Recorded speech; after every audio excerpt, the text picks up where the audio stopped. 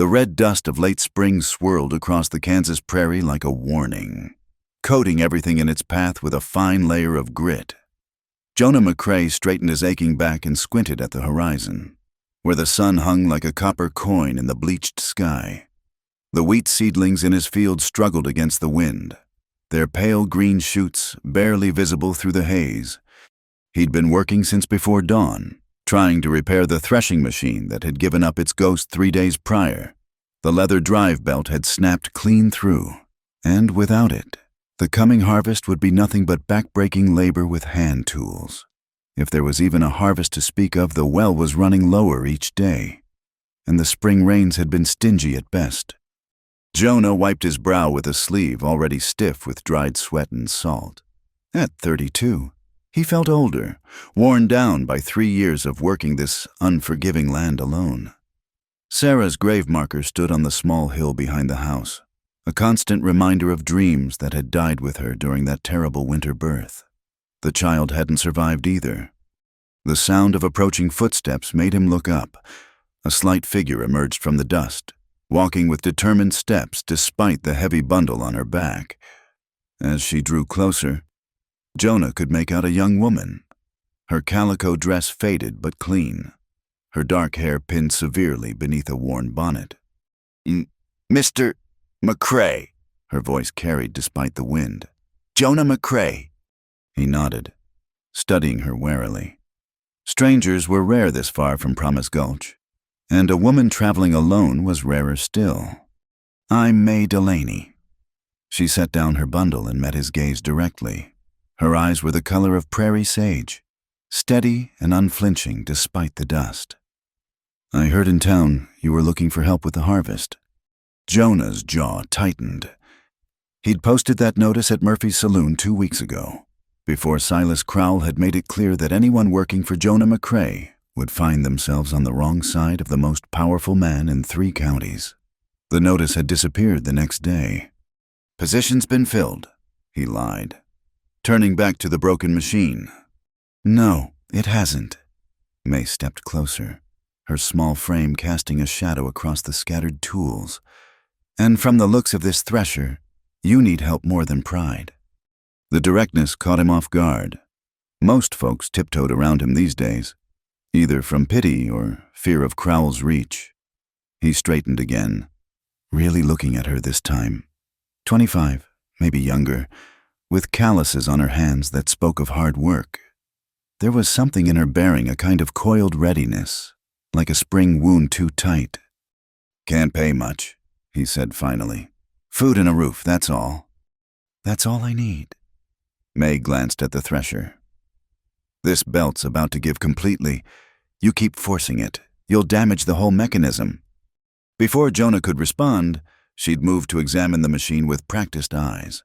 Her fingers traced the cracked leather, finding the weak points. "My father had one similar, temperamental beasts, but reliable if you know their moods." A sudden grinding noise made them both look up. The damaged belt, stressed beyond endurance, snapped completely. The heavy drive wheel suddenly freed, spun wildly. Jonah saw it happening as if in slow motion, the iron wheel tilting, falling directly toward where he stood. May moved faster than thought. Her hands shoved hard against his chest, sending him stumbling backward as the wheel crashed down where he'd been standing. The edge caught her sleeve, tearing through fabric and skin as she twisted away. They stood frozen for a moment, breathing hard. Blood seeped through the tear in May's sleeve, but she paid it no mind, already bending to examine the fallen wheel. "Well," she said mildly, "that could have been worse." Jonah found himself almost smiling. When was the last time that had happened? "You always this calm about near-death experiences?" "Only on Tuesdays." She pressed her good hand against the wound. "Though I might need to borrow some thread for this." He led her to the house, a simple 2-room structure he'd built with his own hands when he and Sarah first claimed this quarter section. The main room served as kitchen and living space, with a smaller bedroom beyond. He gestured to a chair while he fetched the medical supplies Sarah had kept in an old ammunition box. "I can manage," May said, but he was already threading the needle. Least I can do. He worked quickly, efficiently. Skills learned in battlefields best forgotten. The war had taught him many things, most of them useless for farming, but occasionally practical. May sat still as stone, watching his face rather than the needle. "You were in the war," she said, not a question. "Pennsylvania 83rd. You. Too young to fight, old enough to remember the cost." Her voice carried weight beyond her years. "My father came back different, tried to farm, like before, but the land had been sold while he was gone. Spent his last years fighting carpetbaggers and land speculators. Jonah tied off the last stitch. The wound was clean. Would heal well if kept from infection. He win. In a way." May's eyes went distant. "He died standing. That's a kind of victory." They sat in silence while she rolled down her sleeve. Through the window, Jonah could see dust devils dancing across his fields. In the distance, a rider approached. No, 2 riders. His stomach tightened as he recognized the lead horse, a showy palomino that belonged to Gabe Pike, Crowell's enforcer and conveniently appointed deputy sheriff. "Company," he said quietly. May followed his gaze. Something shifted in her expression, a hardening around the edges. "Friends of yours?" "Not exactly." Pike dismounted with theatrical flair, his companion staying in the saddle. Both men wore their guns low, gunfighter style, though Jonah suspected neither had faced anything more dangerous than drunk farmers. "McCrae," Pike's voice boomed across the yard. "Heard you had a visitor." Jonah stepped onto the porch, very aware that his rifle was inside, unloaded. News travels fast. Everything travels fast in a small county. Pike's eyes found May, who had followed Jonah outside. His smile turned predatory. Well, May Delaney. Thought you'd learned your lesson about showing your face in decent society." May's chin lifted slightly. "I go where there's honest work." "Honest?" Pike laughed, ugly and knowing. "That what they're calling it now, your daddy would be spinning in his grave, if he had one. Heard the coyotes got to him before anyone found the body." The cruelty of it made Jonah's fists clench, but May stood perfectly still, giving Pike nothing. "What do you want?" "Gabe."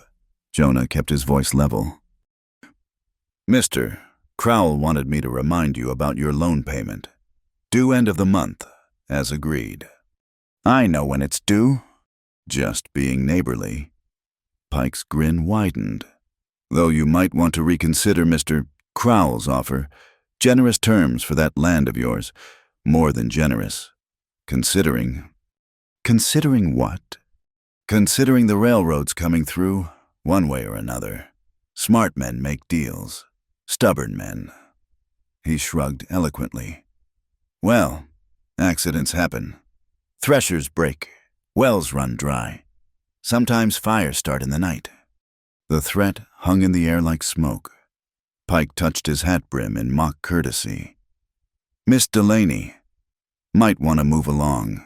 This isn't the place for a woman of your reputation." After they'd ridden off, Jonah found May in the kitchen, calmly preparing a simple meal from his meager supplies. Her hands were steady as she worked, but he noticed the white knuckles as she gripped the knife. "You don't have to stay," he said. "Pike's not wrong about the danger." She turned, and there was steel in her spine that reminded him of good sergeant majors he'd known. "Mr. McCrae, I've been run off better land by worse men. Your thresher needs fixing, your fields need tending, and from the looks of your pantry, you need someone who knows the difference between salt pork and shoe leather." "The whole town will talk." "Let them." She turned back to the stove. "I've found that people who work sun up to sundown have little energy left for gossip." That night, Jonah made up a pallet in the main room, giving May the bedroom. He lay awake, listening to the wind test the walls he'd built. Come morning, there'd be questions to answer from the town, from Crowell, from his own conscience about having an unmarried woman under his roof. But for now, In the darkness, he allowed himself to remember what it felt like to not be alone. The house seemed warmer somehow, less like a tomb and more like what it had been meant to be, a home. Outside, coyotes called to each other across the vast prairie night. May had brought more than her few possessions in that cloth bundle. She'd brought secrets, certainly, and trouble, most likely, but she'd also brought something else, something he couldn't quite name yet. In her bundle, carefully wrapped in oilcloth, lay a small bag of wheat seeds, hardy stock from back east, her mother's dowry saved through years of hardship. Tomorrow, she'd suggest planting them in the fallow field, the one Jonah had given up on.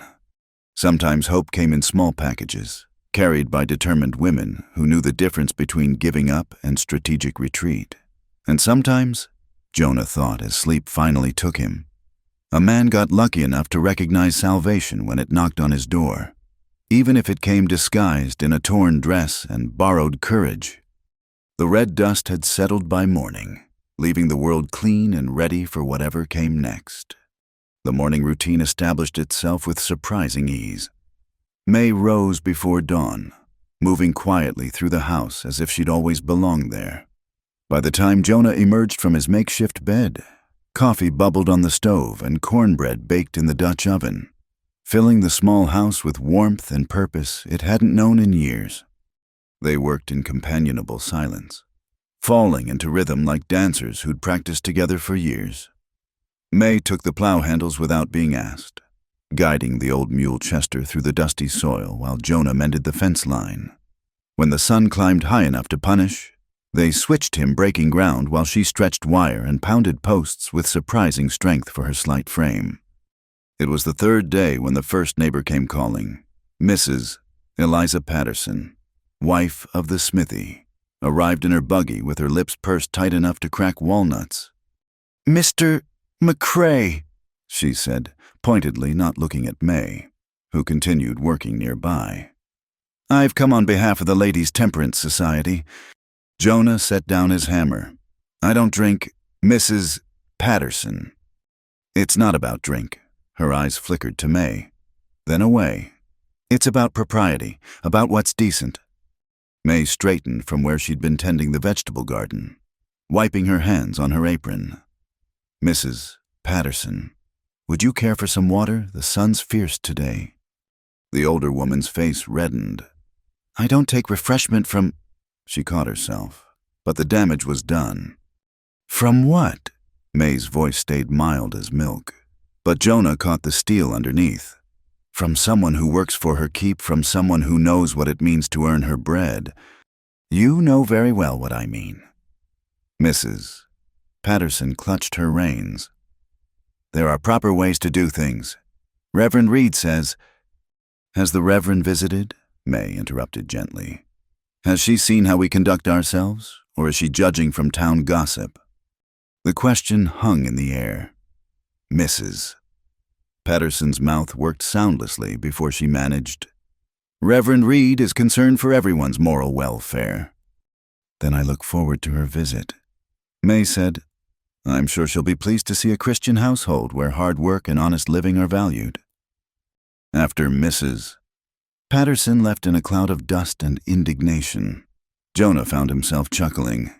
"You handle her better than I ever could." "I've had practice." May's smile was rueful. "You learn quick when you're the subject of whispers. The trick is not giving them more fuel." But the visits didn't stop. Tom Morrison came next, ostensibly to borrow tools, but really to gawk. Then Ben Carter, who made awkward conversation while his eyes traveled over May like she was livestock at auction. Each time, May met their curiosity with calm dignity that seemed to frustrate more than any angry response would have. The real test came Sunday morning. May emerged from her room wearing her best dress, still faded but pressed neat, her hair pinned in a modest style. "You don't have to," Jonah said. "Yes, I do." She checked her small mirror one last time. "Either I face them now or hide forever. I won't live that way." The walk to town took an hour. They could have taken the wagon, but May insisted the exercise would calm her nerves. Jonah suspected she also wanted time to prepare for whatever waited in Promise Gulch's small wooden church. The congregation's reaction was immediate. Conversations stopped mid-sentence. Children were pulled closer to their mother's skirts. A path cleared before them like Moses parting the Red Sea. But this miracle came from scandal rather than divine intervention. Reverend Abigail Reed stood at the church door, a woman in her 50s with silver hair and eyes that had seen too much to be easily shocked. She took in the situation with one sweeping glance. "Mr. McCrae," she said warmly, then turned to May. "Miss Delaney, I'm glad you've joined us. The Jameson family usually sits in that pew, but they're visiting relatives. You'd be most welcome there." It was a careful placement, not in the back with the drifters and hired hands, but not among the established families either. A compromise that acknowledged their presence without endorsing it. The service itself passed in a blur of hymns and scripture. Reverend Reed's sermon dealt with casting stones and the nature of judgment, delivered with such pointed looks that several parishioners shifted uncomfortably. May sat straight-backed throughout, her voice clear during hymns, her attention fixed forward despite the whispers rustling behind them like dry leaves. After the service, as others filed out, avoiding eye contact, Reverend Reed approached them. "Miss Delaney, might I have a word?" Jonah started to protest, but May touched his arm lightly. "I'll catch up." He waited by the cemetery gate, watching the two women talk. Whatever passed between them. May emerged looking thoughtful rather than distressed. Reverend Reed handed her something, a bundle of fabric. "An old cloak," May explained as they walked home. "She said prairie winters are harder than they look." "What else did she say?" May was quiet for a moment. "She asked if I was safe, if I was there by choice. When I said yes to both, she said that was all she needed to know." She glanced at him. "She also said you're a good man who's been alone too long." Heat climbed Jonah's neck. Reverend Reed always did speak plain. "I like her," May said simply. "She sees clear." The next week brought the real challenge. The wheat needed selling, and Crowell's grain elevator was the only buyer for 50 miles. Jonah loaded the wagon before dawn, determined to get the best price he could despite knowing the deck was stacked against him. "I'm coming with you," May announced, already dressed for town. "It's not necessary." "Yes, it is." She climbed onto the wagon seat. "You'll need a witness to whatever price they offer. Besides, I have my own business in town." The grain elevator squatted beside the railroad tracks like a wooden giant. Silas Crowell himself was there, a man who dressed like a banker but had eyes like a hawk. Gabe Pike lounged nearby, cleaning his nails with a knife. "McCrae." Crowell's smile was thin as paper. "And the lovely Miss Delaney. How domestic." "I'm here to sell wheat," Jonah said evenly. "Of course." Crowell made a show of examining the grain, letting kernels run through his fingers. "Poor quality this year. Drought stress. I can offer 40 cents a bushel." It was robbery. Good wheat was bringing 70 cents in Kansas City, 60 even with transport costs figured in. "The wheat's good quality." May spoke up. "You know it, we know it, and anyone with eyes knows it." Crowell's expression hardened. "The price is 40 cents. Then we'll take it elsewhere," May said. Pike laughed. "Elsewhere, nearest buyers in Dodge? You'll lose half your load to spoilage on the road." "Better than losing it to thieves here," May shot back. The silence crackled. Pike's hand drifted toward his gun, but Crowell raised a finger slightly, holding him back. "Careful, Miss Delaney. Words like that could be considered slander." "Truth isn't slander," she replied. "And there are others who'd say the same if they weren't afraid." Crowell studied her like a bug under glass. "You know, I heard about your father. Tragic, really. Shot by unknown parties after making trouble about land rights." His smile was all teeth. History has a way of repeating itself. Jonah stepped forward, but May caught his arm. "We'll take the 40 cents, she said quietly. "This time?" As they unloaded the wheat, May murmured, "This isn't over, just postponed." Her business in town turned out to be visiting the other small farmers. While Jonah collected their pittance from Crowell's clerk, May made rounds with the wives, sharing recipes and gossip, but really planting seeds of a different kind. "Mrs. Morrison." Jonah heard her say to Tom's wife, "Did you know in Nebraska, farmers started pooling their wheat, hired their own transport, cut out the middlemen entirely?" By the time they headed home, May had spoken to 6 families. Small conversations, careful suggestions, nothing that could be called organizing. Not yet. "You're playing a dangerous game," Jonah said as they left town. "It's not a game." May stared ahead at the road. "My father died because he stood alone. Numbers change things." That night, she pulled out a worn notebook and began making lists by lamplight. Names, bushels produced, debts owed, a map of possibilities. "Where'd you learn all this?" Jonah asked. "After Daddy died, I worked for a newspaper in Topeka, mostly setting type, but I listened, read everything that came through. Stories about farmer alliances, cooperatives, people finding ways to fight back that didn't involve guns." She looked up at him, lamplight catching the determination in her eyes. "The railroads and land barons win because they divide us, make us afraid, but fear's just another crop, and it only grows if you tend it." Jonah thought about that as he bedded down for the night. In the bedroom, he could hear May moving about, preparing for bed. The impropriety of their arrangement gnawed at him, not because he feared for his reputation, but because she deserved better than whispers and speculation. Tomorrow, he'd start clearing the old storage room, make it proper quarters for a hired hand. Tonight, though, he lay awake thinking about Spark and Tinder, about dangerous games and the price of standing alone. Outside, the wind picked up, rattling the windows. Storm coming. Maybe it was already here, wearing a faded dress and carrying revolution in a worn notebook. Either way, Jonah thought, things were about to change. The storm hit just after midnight, screaming across the prairie like a freight train made of dust and fury. Jonah jolted awake to the sound of splintering wood and Chester's terrified braying. He grabbed his boots and lantern, stumbling into the chaos outside. The chicken coop was already half destroyed, its roof peeled back like paper. Feathers and straw whirled in the lamplight as surviving hens scattered in panic. The small dust devil, a vicious spiral of dirt and debris, danced across the yard with malevolent purpose. "The animals!"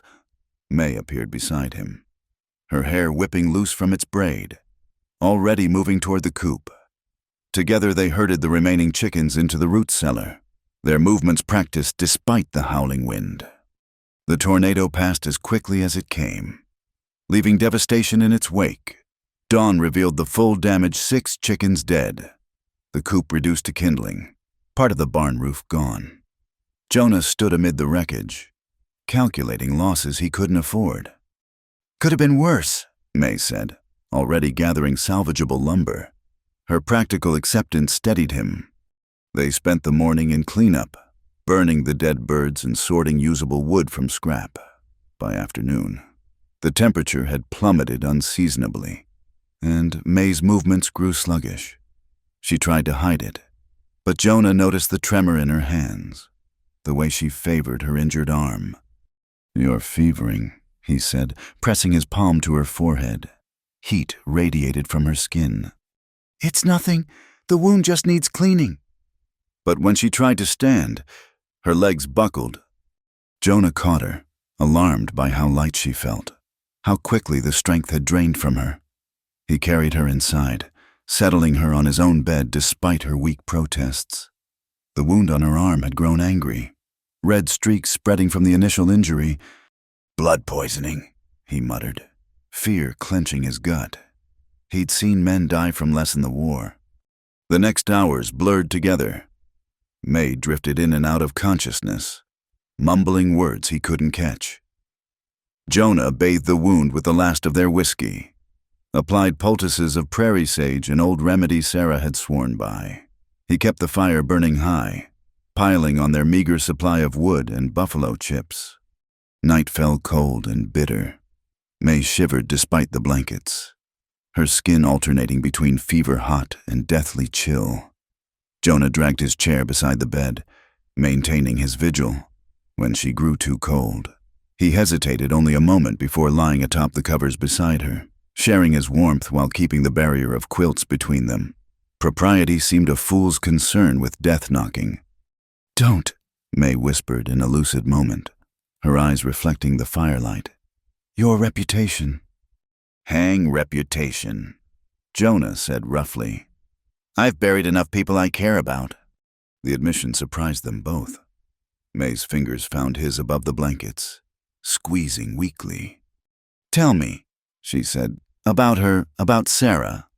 So he did, speaking into the darkness about the woman who'd shared his dreams of taming this land, how they'd met at a church social in Pennsylvania, her laugh bright as bells, the way she'd insisted on coming west despite her parents' protests, her determination during that first brutal winter, keeping spirits up even as supplies dwindled. "The baby came too early," he said, voice thick. "Storm like tonight, no doctor for 50 miles. She labored for 2 days. I did everything I could, but—" "Not your fault," May murmured. "I know that here." He touched his head. "Harder to know it here." His hand moved to his chest. "My father," May began, then stopped, gathering strength. "He wasn't shot by unknown parties. I know who did it. Witnessed it from the hayloft where I was hiding." Jonah waited, not pushing. 3 men, hired guns from the railroad. Dad wouldn't sell, wouldn't be pushed off land he'd cleared with his own hands. They made it look like bandits, but I saw their faces. One had a scar like a fishhook on his cheek. "You tell anyone?" "Who'd believe me, a girl's word against the railroad?" She laughed bitterly. "They burned our house that night. I took what I could carry and ran." "The seeds," Jonah realized. "Your mother's wheat." "All I have left of them." Her grip tightened on his hand. "Why, I can't let men like Crowell win. They take and take until there's nothing left but ash." They talked through the night, trading stories of loss and survival. When May's fever finally broke near dawn, Jonah felt something break in him too, a wall he'd built around his heart, brick by brick, since Sarah's death. He fetched fresh water, helped May sip it slowly. Color returned to her cheeks, though she remained weak. As sunlight crept across the floor, Jonah became aware again of their position, him stretched beside her on the narrow bed, her hand still clasped in his. "I should," he began, starting to rise. "Stay," May said softly. "Just a bit longer. I'm so tired of being alone." He understood. The loneliness was a physical thing out here, vast as the prairie itself. He settled back, careful to remain above the covers. "I dream about them sometimes," May continued. "Mama and Daddy, they're disappointed in me, saying I should have fought harder, should have gotten justice." "The dead don't want our guilt," Jonah said. "Sarah told me once, near the end, that she didn't want me turning into a ghost too. Took me 3 years to hear her." May studied his face. "Am I helping you hear her?" "Maybe." He tucked a strand of hair behind her ear, the gesture tender and natural. "Maybe you're helping me remember I'm still alive." They dozed as the morning warmed, exhaustion claiming them both. When Jonah woke, it was to find May attempting to sit up. "Easy," he said, supporting her. "You need rest." "I need to check the chickens, start breakfast. The fence." "We'll keep another day." He pressed her back gently. "Let someone take care of you for once." Her eyes filled with tears. She quickly blinked away. "I'm not used to it." "Neither am I," Jonah admitted. "Maybe we can learn together." He made a simple meal porridge with molasses, toasted bread, weak tea. May managed a few bites before exhaustion reclaimed her. This time, Jonah made his pallet on the floor beside the bed, close enough to hear if she needed anything. Over the next days, as May recovered, something shifted between them. The careful distance they'd maintained dissolved, replaced by casual touches, his hand steadying her elbow, her fingers brushing his as she passed him tools. They worked to rebuild the coop, their movements synchronized without need for words. "You should know," May said one evening as they surveyed their work. "I wrote to some people in Topeka about organizing farmers here. They might send someone to help." Jonah felt a chill that had nothing to do with the wind. "That's dangerous thinking." "So is doing nothing." She turned to face him. "I won't live on my knees. Jonah won't watch another good man ground down by greed."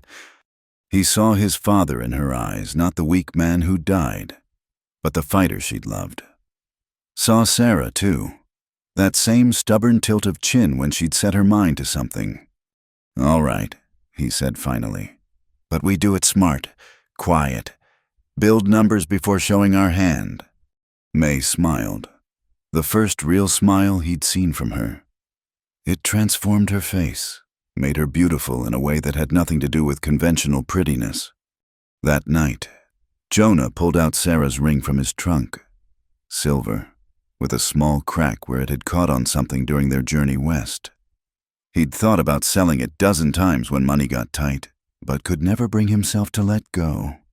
Now, holding it up to the lamplight, he wondered if Sarah would understand, if she'd approve of this woman who'd blown into his life like a dust devil, bringing chaos and challenge and something that might be hope. He wrapped the ring back in its cloth, returned it to the trunk. Not yet, maybe not ever, but for the first time in 3 years. Never didn't feel like the only answer. Outside, the coyotes called to each other, their voices carrying across the vast darkness. Inside, May hummed softly as she worked on her notebook, planning revolution one name at a time. Jonah watched her in the lamplight, this small, fierce woman who'd saved his life in more ways than one. The storm had passed, but its aftermath remained broken things that needed rebuilding, wounds that required tending. Life on the prairie, Jonah thought. You survived what came at you, or you didn't. But maybe, just maybe, you didn't have to survive it alone. The letter from Crowell arrived on a Tuesday, delivered by Pike himself, who took obvious pleasure in watching Jonah's face as he read it. The fees on his loan had somehow doubled administrative costs, storage charges, insurance against acts of God and market fluctuation, legal theft wrapped in banker's language. "Mr. Crowell's being generous," Pike said, leaning against his palomino. "Giving you until harvest to settle up? Course, he'd still take the land off your hands today. Save everyone trouble."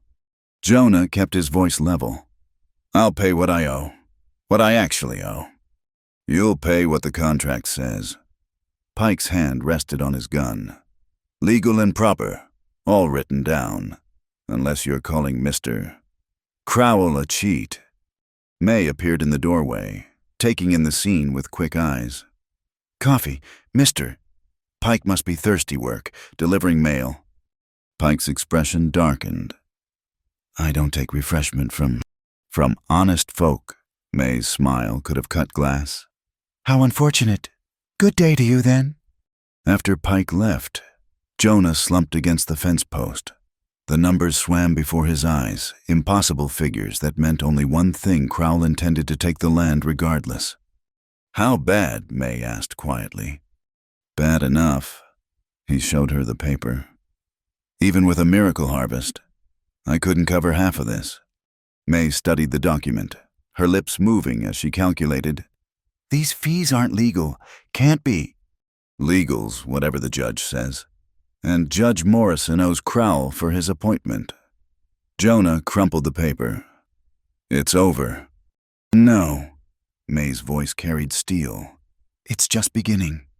That evening, she laid out her plan, not just to Jonah, but to Tom Morrison and Ben Carter, who'd come by on pretense of borrowing tools but really to commiserate over their own impossible debts. "We pool our resources," May explained. Her notebook spread on the kitchen table. "Sell together, transport together. Cut Crowell out entirely." Tom shook his head. "Nearest buyers in Dodge City. That's 5 days with wagons, assuming no trouble." 4 days if we use the old riverbed trail," May countered. "It's rough but passable. The Cheyenne used it before." She caught herself. "Before settlement." "And who'd buy from us?" Ben asked. "Crowell's got agreements with every major buyer." "Not in Colorado. I've been corresponding with a cooperative in Denver. They're offering 10 cents more per bushel than Crowell, even accounting for transport." The men exchanged glances.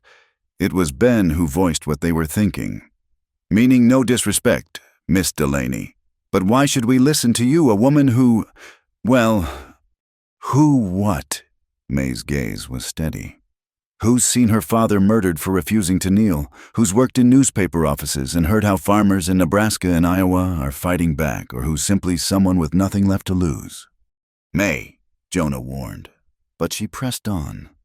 "You want to know what they whisper about me, fine. They say I'm fallen, that I've traded on my looks, that I'm bad luck following bad choices. Maybe some of it's even true, but I'm here, working honest, trying to build something. Question is, are you brave enough to work with me, or will you let pride cost you your farms?" Tom Morrison shifted uncomfortably. "My wife would never." "Your wife's already on board," May said. "Ask her. Ask any of them who really runs the household accounts. Who knows to the penny what you can afford. The women understand because they're the ones making miracles with cornmeal and prayer when the money runs out." "Enough talk," Jonah said. "Who's in?" Ben raised his hand slowly. "Got nothing to lose but dirt I can't pay for anyway." Tom took longer, but finally nodded. "If Eliza's agreeable, then yes." Word spread in the way of small towns, whispered over wash lines, murmured at the general store, passed along at the smithy. Within a week, May had documented promises from 8 families. Not everyone, some too scared, others too deep in Crowell's pocket, but enough. The first meeting happened at the church, Reverend Reed offering her sanctuary grudgingly after May made her case about Christian fellowship and mutual aid. "This is organizing," Reed warned. "Crowell won't stand for it." "Then he'll have to sit for it," May replied, earning a surprised bark of laughter from the Reverend. The meeting itself was tense. Men who'd been neighbors for years suddenly looked at each other as potential partners or threats. May stood before them, small but unbowed, laying out facts and figures. "Together, we represent over 3,000 bushels of wheat," she said. "That's enough to negotiate transport rates, enough to demand fair prices. Divided, we're beggars. United, we're a business." "And if Crowell retaliates?" asked Samuel White, an older farmer. "He's already retaliating," May shot back. "Look at your loan papers. Check those fees. He's bleeding us slow because that's legal. We're just trying to bandage the wound." Heated discussion followed. Some men refused to listen to a woman, storming out. Others worried about their wives' opinions. But when the dust settled, 12 families had committed enough to fill a wagon train. Jonah watched it all with mixed feelings. Pride at May's courage warred with fear for her safety. That night, walking home under stars sharp as glass, he voiced his concerns. "You've painted a target on yourself." "I've painted one on all of us," May corrected. "But at least we're standing together when they shoot." Her words proved prophetic. 2 nights later, Jonah woke to the smell of smoke. The temporary storage barn where they'd moved the pooled grain was ablaze, flames leaping toward the star-filled sky. By the time they formed a bucket brigade, half the structure was gone. They saved what they could, farmers appearing from nowhere to help. But dawn revealed the damage, a third of their pooled harvest destroyed. Gabe Pike showed up as they sorted through the ruins. "Shame about the fire. Dangerous. storing so much grain in one place, almost like asking for trouble. Jonah stepped forward, fists clenched, but May caught his arm. "Mr. Pike," she said sweetly, "how fortunate you're here. We were just discussing how to report this arson to the federal marshals. Interstate commerce. You see, railroad investors in Chicago won't like hearing their grain shipments are being burned."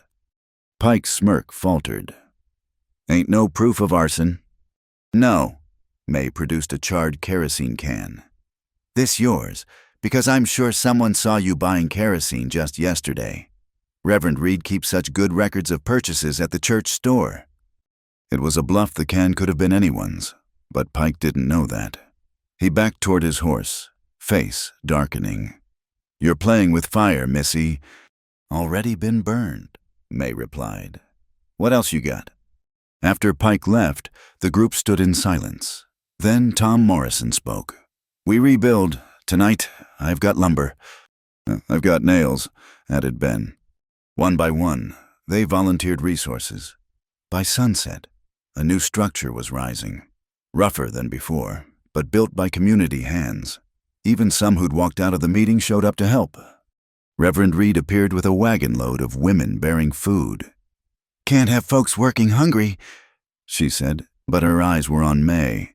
"You've stirred something up, girl. Hope you know what you're doing." "Do any of us?" May asked. And Reed smiled. "Fair point. Carry on." That night, May sat with Jonah on the porch, both too exhausted for proper conversation. The rebuilt barn stood silent in the moonlight, a testament to what people could do together. "Thank you," May said finally, "for standing with me. Not all men would." "Not standing with you," Jonah corrected.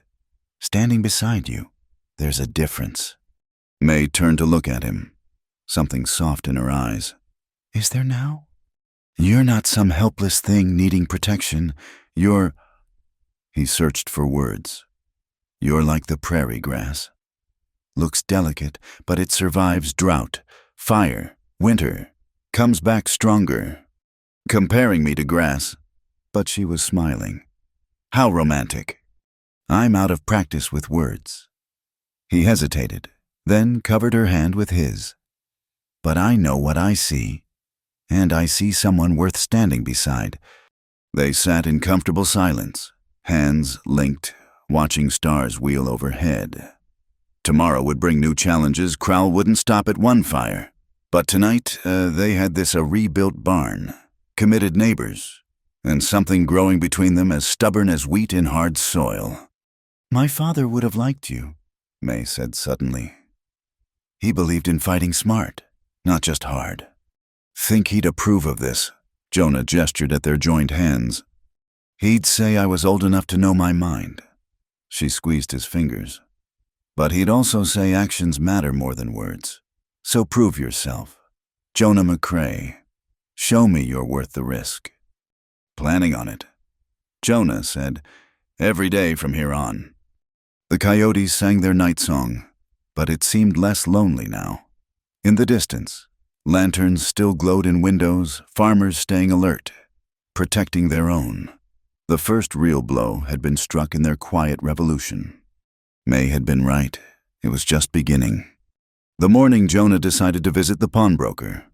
Frost sparkled on the prairie grass like scattered diamonds. He'd been up since before dawn, turning Sarah's ring over in his calloused hands, weighing 3 years of memory against the brutal mathematics of survival. May was already in the field, working alongside Tom Morrison's eldest boy to repair irrigation ditches. She moved with the efficient grace he'd come to admire, every gesture purposeful. Watching her, Jonah felt the familiar tightness in his chest, part grief, part something else entirely.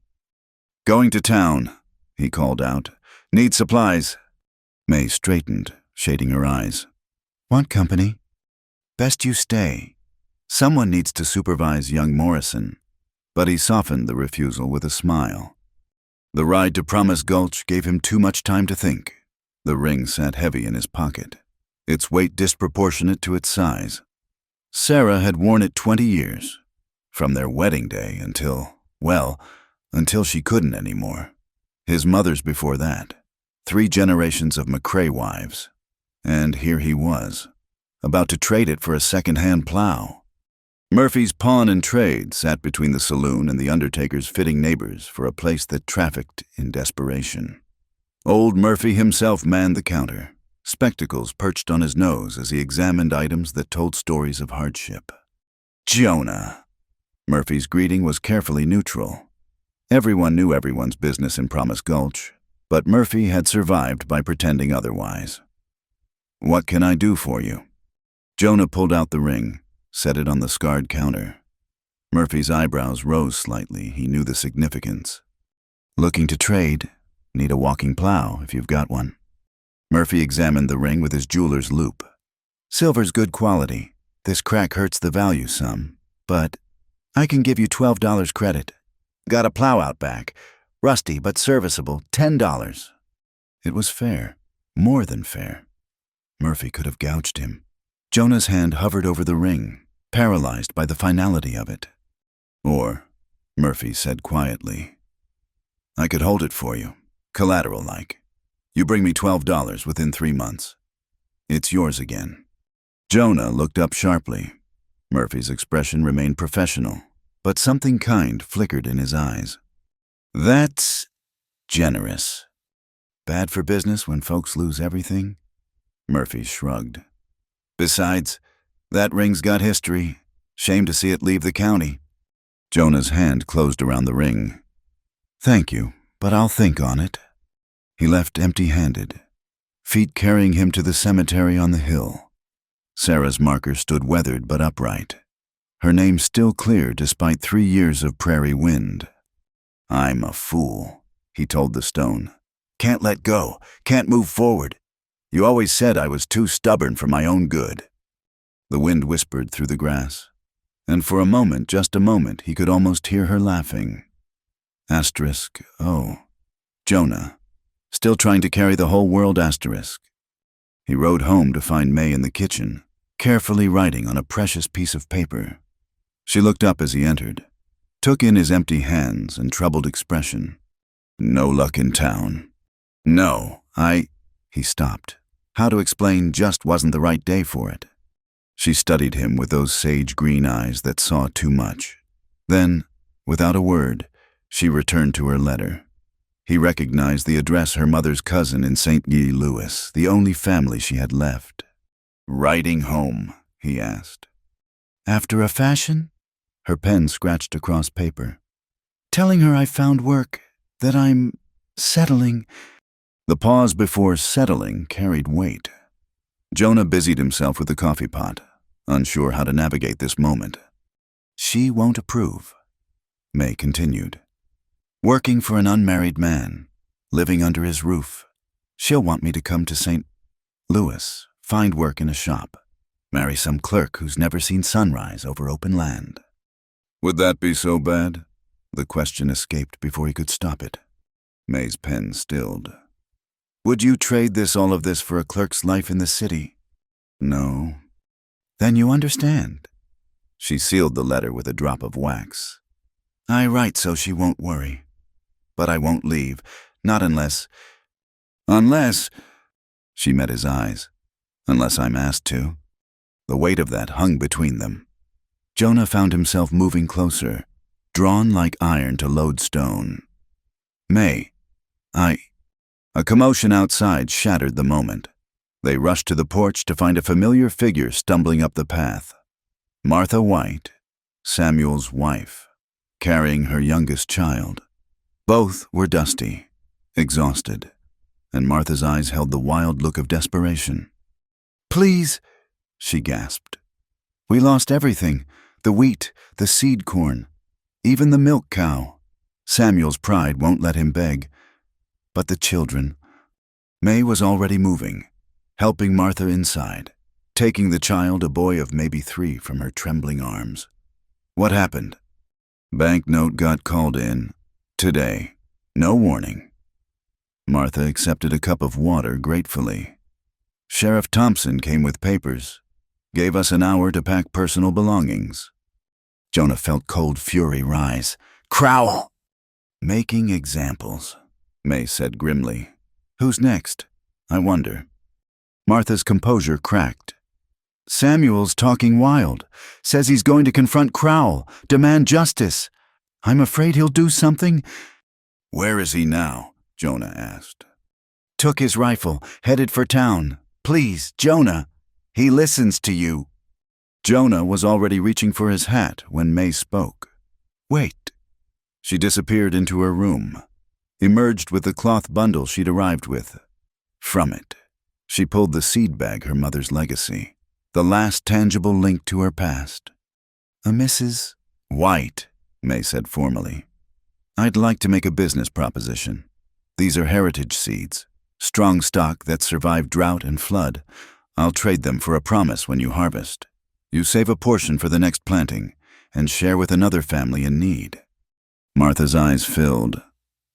This is all you have of your mother? My mother believed in planting hope, May said firmly. That's what I'm doing. Will you accept? The two women embraced, Martha weeping openly now. The little boy watched solemnly, thumb in mouth. Take them to the Carters, Jonah suggested. Ben's got room, and Eliza won't let anyone go hungry. I'll find Samuel. He found the man halfway to town, rifle across his saddle, face set in lines of desperate determination. Sam, hold up. Samuel White had aged a decade in one day. Don't try to stop me. Jonah, man's got to stand for something. Stand for your family. Jonah said, your boy needs a father, not a martyr. What kind of father can't provide, can't protect? Samuel's voice cracked. I've got nothing left. Jonah, nothing. You've got your life, your family, that's everything. Jonah moved his horse closer. Listen to me. Crowell wants you to do something stupid. Gives him excuse to clean house. Call in all the loans at once. You pull that trigger, we all lose. Samuel's hands shook on the rifle. Then what, we just take it? We get smart. May's plan, it's working. 8 more families joined yesterday. The Denver buyers confirmed. 1 more week, Sam. 1 harvest. We can break his stranglehold. I don't have 1 week. I don't have anything. You have us. Jonah reached out, steady. The association will find you work, share crops. We take care of our own. Slowly, painfully. Samuel lowered the rifle. Martha. Safe. May gave her the seed corn. You'll plant again. Sam. Maybe not on that land, but somewhere. They rode back together in silence. At the crossroads, Samuel turned toward the Carter place. Tell Miss Delaney. Tell her thank you. For the seeds. For everything. Tell her yourself. Tomorrow, at the meeting. That night, May sat quiet by the fire. Her notebook closed. The loss of the seeds had cost her more than she'd shown. That was generous, Jonah said, and necessary. Mama would have approved. Her voice was steady, but her eyes were bright with unshed tears. She always said seeds were meant to be planted, not hoarded. Still, it was all you had left. May looked at him with sudden intensity. No, it wasn't. The words hung between them, heavy with meaning. Jonah thought of the ring still in his pocket, of things held too tight and moments allowed to pass. But before he could speak, May stood. I should check the supplies for tomorrow? If we're feeding the whites too? She left him by the dying fire, wrestling with ghosts and futures. With the weight of silver in his pocket and the heavier weight of words unsaid.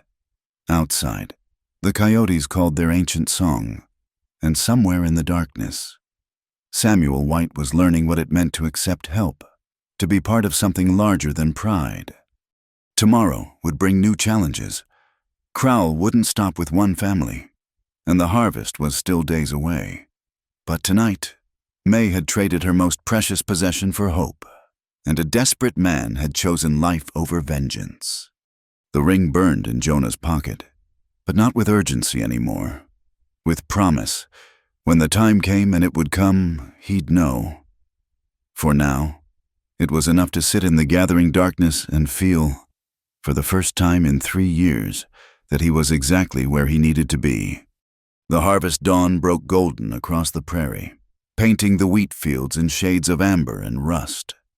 Jonah stood at the edge of his land, watching the grain ripple like a living sea. The scythes were sharpened, the wagons ready. By noon, half the county would be here, working together in defiance of everything Crowell represented. May emerged from the house, her hair bound tight beneath a kerchief, wearing the sturdy work dress she'd patched a dozen times. In the morning light, with purpose shining in her eyes, she looked like something out of Scripture, Ruth in the fields, gathering hope among the gleanings. "They're coming," she said, pointing to the dust plumes on the horizon. "The Morrisons, the Carters, the Johnsons, even the Whites found a wagon to borrow." One by one, families arrived. Women with baskets of food, men with tools, children old enough to gather stalks. By full sunrise, Jonah's farm resembled a festival if festivals involved back-breaking labor and defiant determination. Reverend Reed surprised everyone by appearing in work clothes, sleeves rolled up. "Many hands make light work," she said simply when questioned. "Besides, I've been praying for this community to come together. Can't complain when the Lord answers." They formed lines across the fields, scythes swinging in rhythm. The whisper schwack of cutting grain created a hypnotic pattern, broken by occasional laughter or called instructions. May worked alongside the men, matching them stroke for stroke, earning surprised respect from those who doubted her. It was near midday when the trouble arrived. Jonah spotted the dust cloud first too organized to be arriving workers, too fast to be friendly. "Company coming," he called out. "Wrong kind." Gabe Pike led them. A dozen hired guns spread in a line. They reined up just short of the wheat, horses dancing nervously. Pike's hand rested on his pistol, casual but threatening. Well, quite the gathering. His smile was all teeth and malice. "Looks like criminal conspiracy to me, organizing against lawful commerce." "Nothing unlawful about harvesting wheat," Reverend Reed said, stepping forward. Her moral authority carried weight even Pike couldn't easily dismiss. "On land that's collateral for defaulted loans," Pike produced a sheaf of papers. "Got foreclosure notices here for half these farms. Anyone working this harvest is trespassing on bank property." A ripple of unease went through the crowd. May moved to Jonah's side, her presence steadying him. "Those loans aren't in default," she said clearly. "Not until end of month. Every man here has rights to work his land until then." Pike's attention fixed on her like a snake eyeing a mouse. "Speaking of rights, Miss Delaney, heard you've been stirring up trouble, inciting rebellion. That's sedition. That is it sedition to help neighbors?" May's chin lifted. "To suggest farmers get fair price for their labor if that's rebellion, then this whole country was founded on it." The crowd murmured agreement.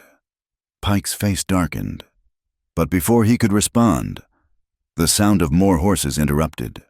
Another group approached from the east, but these riders moved differently, urgently. "Gabe," one of Pike's men pointed. "That's the Marshall Road. Only one reason folks come from that direction fast." "Federal marshals?" Jonah's heart lifted as he recognized the lead rider's badge glinting in the sun.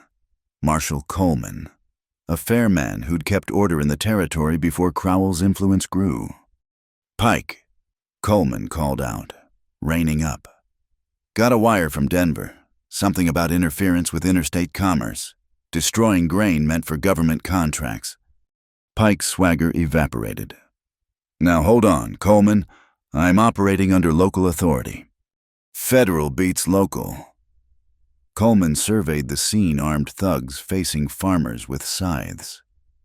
"Looks like attempted robbery to me, these folks trying to bring in their harvest, and you're here with guns drawn." "We ain't drawing nothing," Pike protested. "Yet?" Coleman's hand rested on his own weapon. "But I'm thinking you were about to tell you what you and your boys clear out. Now, let these people work. Any complaints? Bring them to federal court. Pike's jaw worked like he was chewing nails. His eyes found May, promising retribution, but he had no choice. "This ain't over," he said. "Not by half." After they left, Coleman dismounted. "Miss Delaney, that was a clever wire you sent about the grain contracts. Gave me the excuse I needed." May smiled. "Just telling the truth. Marshal, some of this grain is headed for army posts, isn't it?" "Close enough to count." Coleman tipped his hat. "Can't stay jurisdiction's tricky, but I'll be in the area for a few days. Amazing how much federal business needs doing sudden-like." The harvest resumed with renewed energy. Stories would be told about that day, how the community came together, how federal law backed local courage. But for Jonah, the moment that mattered came near sunset. They'd been loading wagons, preparing for the dangerous journey to bypass Crowell's network. May coordinated like a general, ensuring each family's grain was properly marked, tallied, protected. She'd just turned from checking the Morrison wagon when Jonah caught her arm. "Need to say something," he said, "before we head out." The setting sun painted everything golden, the wheat stubble, the loaded wagons, May's dust-streaked face, behind them. Families prepared for the night journey. But in that moment, they might have been alone on the prairie. "You've given everything to this." Jonah said, "Your seeds, your safety, your reputation, and I need you to know," he struggled for words. "If something happens on the road, if Crowell—" "Nothing's going to happen." May's hand covered his on her arm. "We're going to make it, all of us." "But if we don't," the words rushed out. "I've been a fool. May, holding on to ghosts when life was standing right in front of me. You asked, would I work your fields? And I said, you're the only harvest I need." The words hung between them. Perfect and impossible. Jonah's free hand fumbled in his pocket, pulled out not Sarah's ring but something else, a simple band he'd fashioned himself from an old railroad spike, hammered smooth and round during long evenings while May worked on her ledgers. "It's not much," he said, "but I made it from their rails. Seemed fitting taking something meant to bind us and making it into something that frees us. May Delaney. Would you—" "Yes." She didn't let him finish, just pulled him down for a kiss that tasted of dust and hope and tomorrow. Around them, the harvest crew pretended not to notice, though someone, probably Reverend Reed, started clapping. When they broke apart, May was crying and laughing simultaneously. "That's the worst proposal in history. In a wheat field, covered in dirt, surrounded by armed federals and loaded wagons. Want me to do it better?"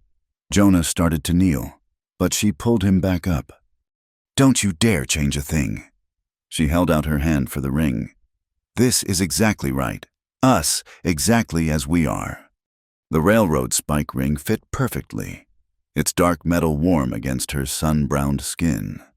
They stood there, grinning at each other like fools, until Tom Morrison's voice broke the spell. "Not to interrupt, but if we're making Denver by week's end, we need to move."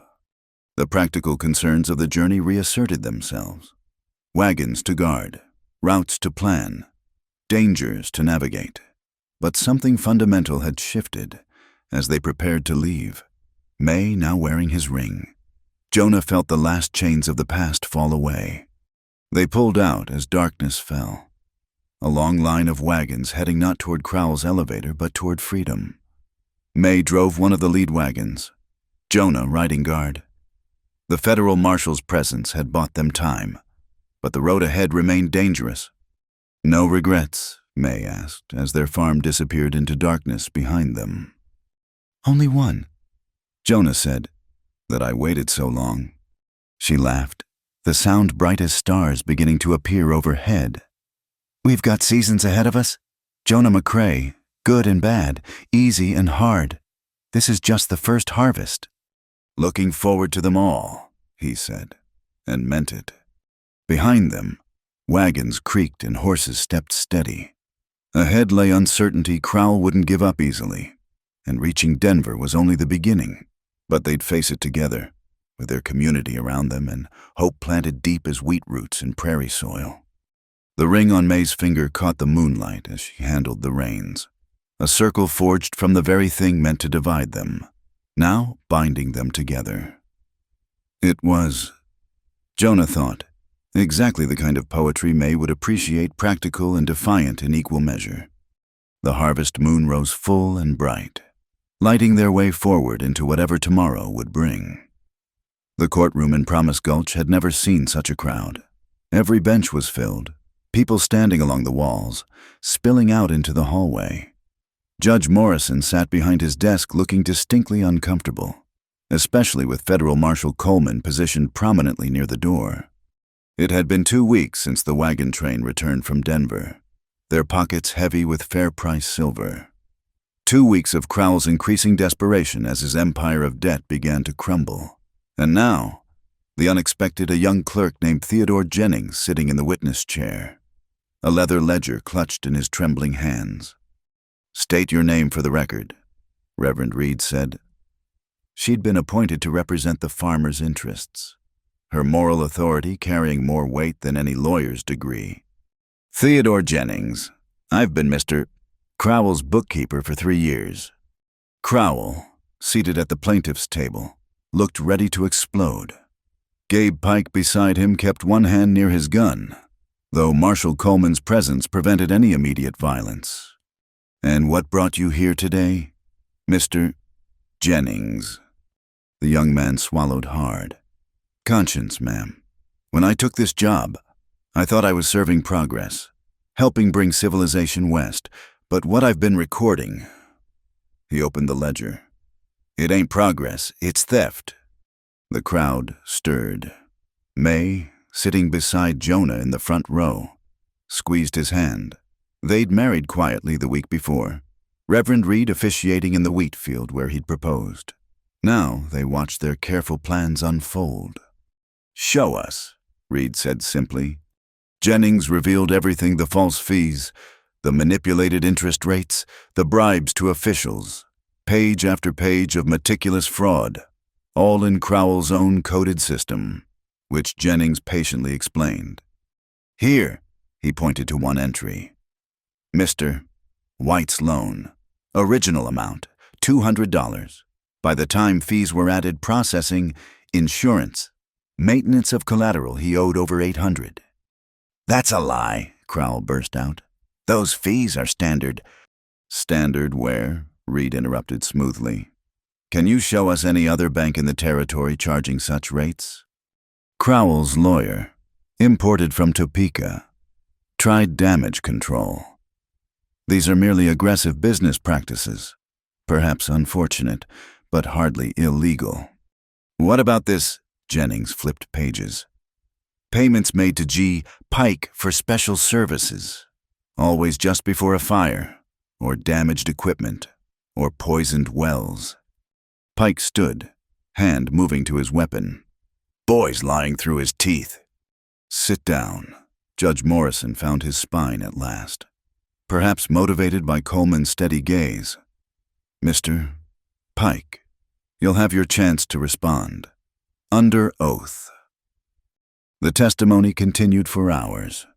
Jennings revealed how Crowell had systematically targeted families who wouldn't sell, using Pike and his thugs to create accidents that forced them into greater debt. The pattern was clear, undeniable, written in Crowell's own books. When court recessed for lunch, May found Jennings sitting alone on the courthouse steps, looking sick. "That was brave," she told him. "Was it?" He looked up with haunted eyes. "I helped him for 3 years, recorded every destroyed life in neat columns." "But you're trying to make it right now," May said. "That counts for something." Jonah joined them, studying the young clerk. "Why now? What changed?" Jennings glanced around, then spoke quietly. "The White family. When they lost everything, their little boy, he came to the bank with his mother, trying to understand why they had to leave home. He asked me, did we do something bad? And I couldn't answer, because they hadn't. We had. That afternoon brought more revelations. Other farmers testified about their experiences, building a pattern of systematic exploitation. But the real shock came when Marshal Coleman himself took the stand.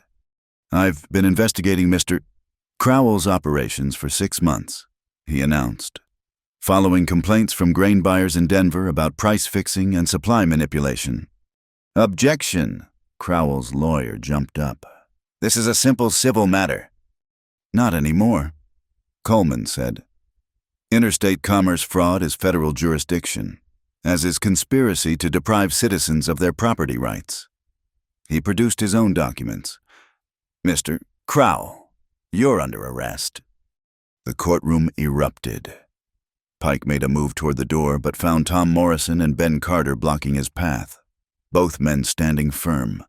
Other farmers formed a wall, quiet but implacable. "You too, Pike," Coleman added. "Conspiracy charges. Unless you'd like to discuss a deal, I'm particularly interested in a murder that happened 2 years back. Man named Delaney, shot on his own land by unknown assailants, one of whom had a fishhook scar on his cheek." May went rigid beside Jonah. They'd never told anyone about her father, but somehow Coleman knew.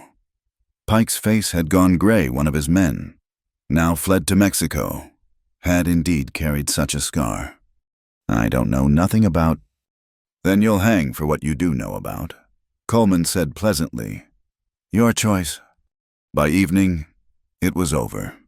Crowell led away in irons, Pike turning state's evidence to save his neck, the corrupt empire crumbling like a house of cards.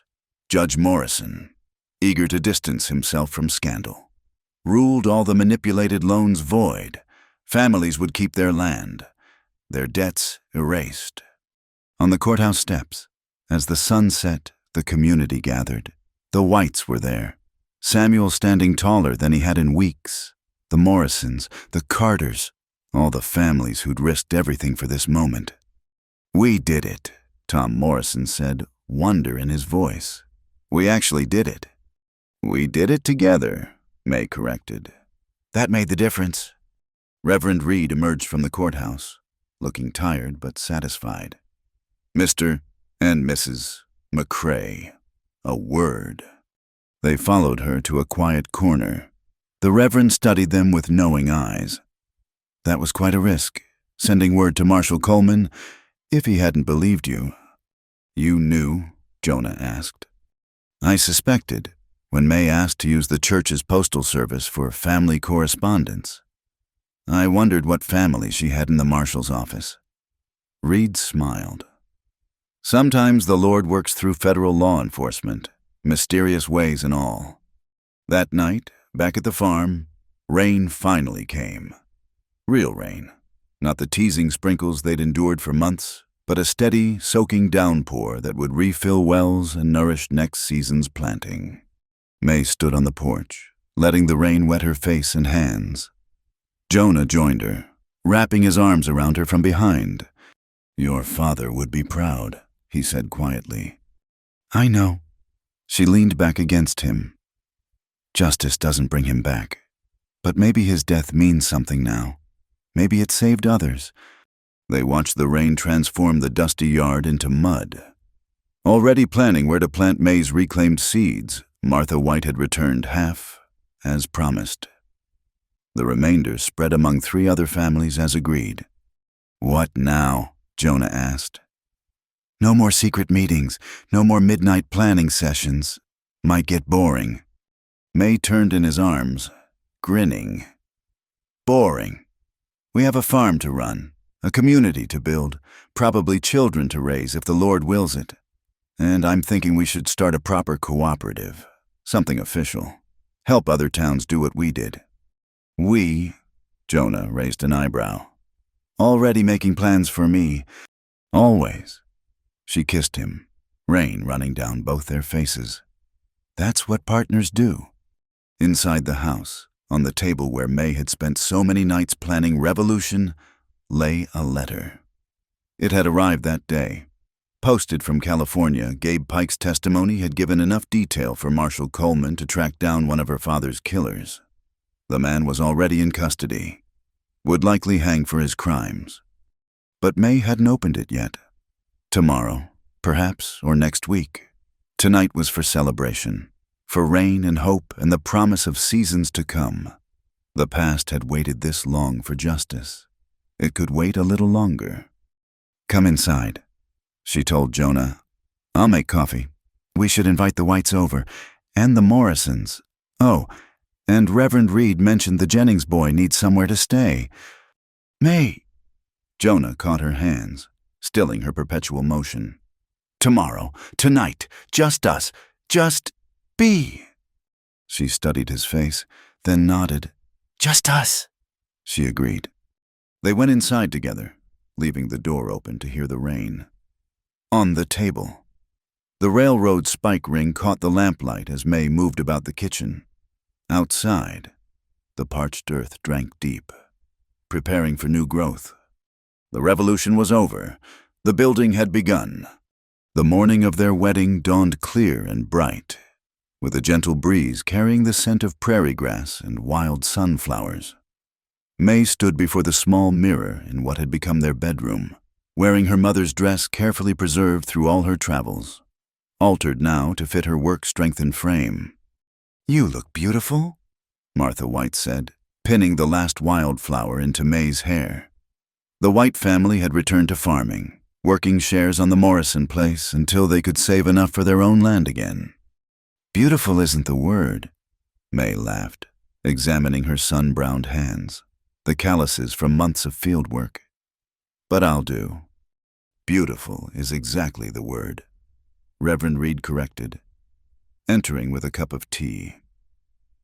A woman who's worked for her happiness always carries a special light. Outside, the yard had been transformed. Tables made from planks and sawhorses stretched beneath the cottonwoods Jonah's father had planted decades ago. Every family from their cooperative had contributed something: dishes, decorations, willing hands. Where once Crowell's shadow had divided them, shared purpose had woven them together. Jonah waited by the makeshift altar, Tom Morrison and Ben Carter flanking him as groomsmen. He'd never looked comfortable in his one good suit, and today was no exception. But when May appeared on Samuel White's arm, her own father gone. Samuel had volunteered for the honor. Jonah's face transformed with such pure joy that several women dabbed their eyes. The ceremony was simple, held in the wheat field where he'd proposed during harvest. Reverend Reed spoke of seasons and growth, of seeds planted in difficult soil yielding the strongest plants. When she asked for the rings, young Theodore Jennings stepped forward, carrying them on a small cushion. The community had taken him in after his brave testimony, and he'd proven himself invaluable in establishing their formal cooperative. May wore Jonah's railroad spike ring, now polished smooth. For Jonah, she'd woven a band from wheat stalks, golden and perfect, treated with resin to last, "until we can afford proper gold," she'd said, but he'd refused any substitute.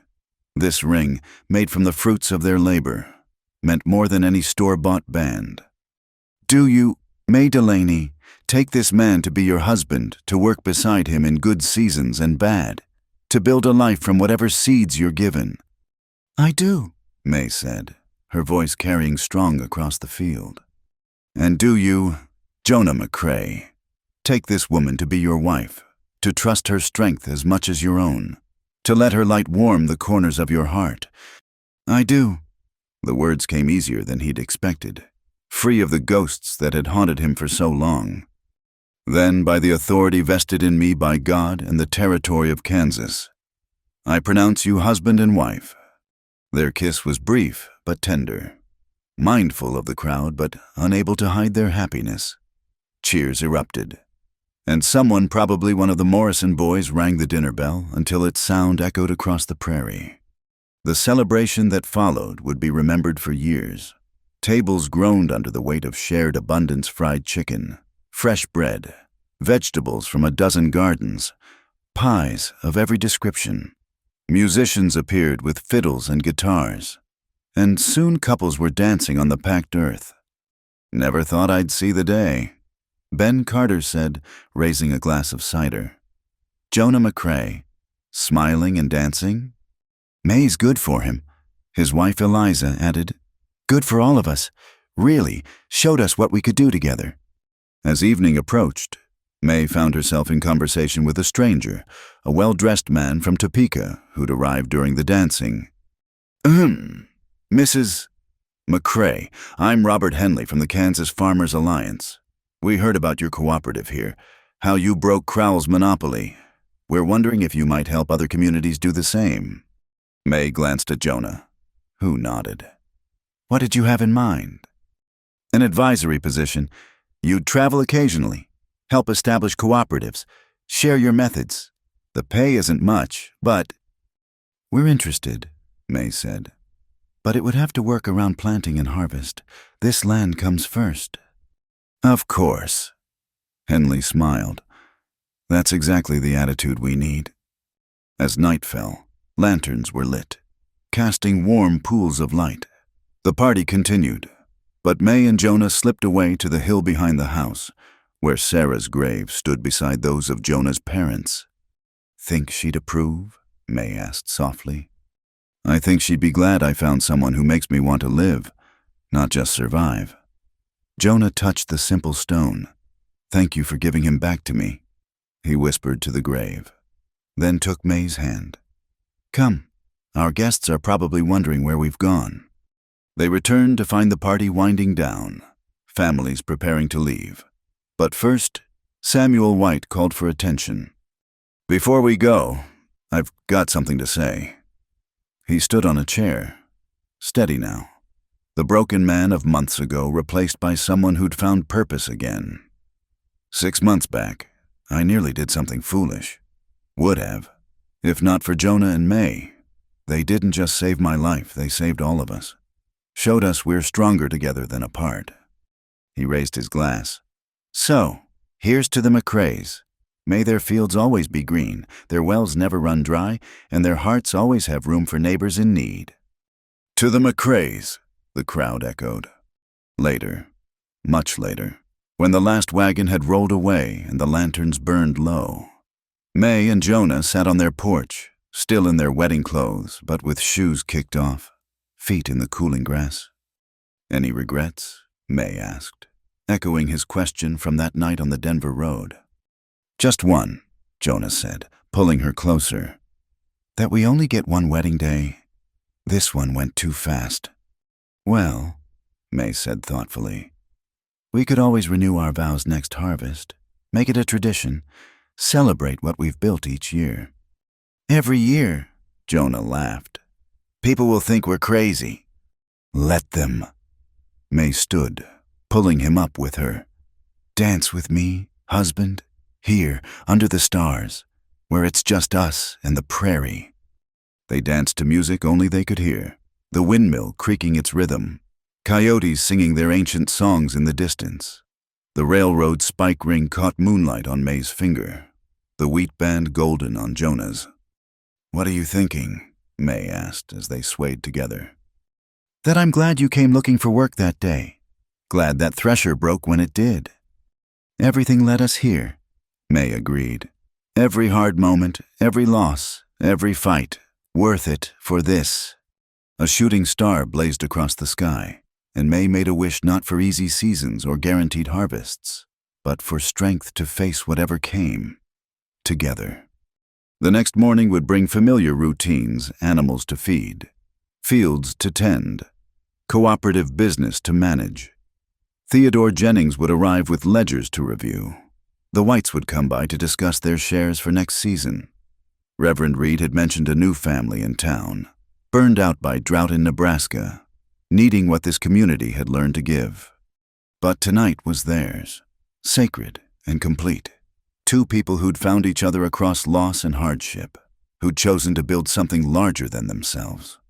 The land stretched endless around them, full of promise and challenge in equal measure. "Ready for all those seasons ahead?" Jonah asked, echoing her words from harvest night. "With you," May smiled, her face luminous in the starlight. "I'm ready for anything." They went inside hand in hand, leaving the door open to the night breeze. On the kitchen table, beside the cooperative's ledgers and plans for helping other communities, sat their wedding certificate. But more important than any paper were the bonds they'd forged with each other, with their neighbors, with the land itself. The wheat grew tall that year, nourished by rain and community effort. The cooperative flourished, becoming a model for others across Kansas. Children were born, including a daughter who would inherit her mother's fierce spirit and her father's steady strength. But all of that lay ahead. Tonight, there was just this, a man and woman, no longer alone, facing the vast prairie together. They'd planted their seeds in difficult soil, tended them through drought and storm, and finally, brought in the harvest of their patience. The windmill turned lazily in the breeze, pumping life from deep places. In the distance, a train whistle echoed not a threat now, but simply another sound in the symphony of a living land. And in a small frame house on the edge of forever, two hearts beat as one, ready for whatever seasons lay ahead. Thank you so much for listening to this story of love and perseverance on the American frontier. I'd love to hear where you're listening from. Please share in the comments below so we can connect and discuss what this tale meant to you. If you enjoyed this story, please subscribe to Wild West Night, give this video a thumbs up, and don't forget to hit that hype button to help more people discover these heartfelt Western tales. Your support means everything, and it helps keep these stories alive for listeners around the world.